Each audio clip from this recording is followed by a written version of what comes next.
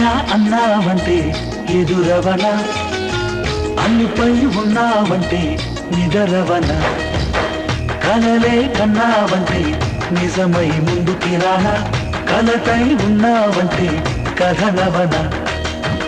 అమ్మలో ఉండే సగం అక్షరం నేనే, నాన్నలో రెండో సగం లక్షణం నేనే.